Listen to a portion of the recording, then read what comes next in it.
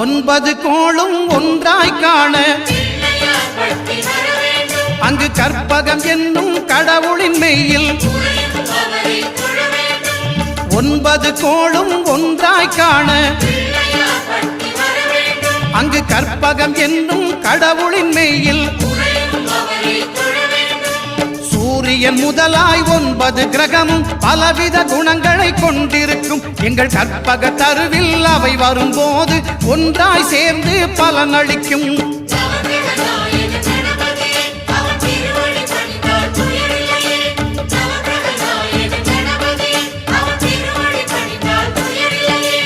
ஒன்பது கோளும் ஒன்றாய் காண அங்கு கற்பகம் என்னும் கடவுளின் மெய்யில்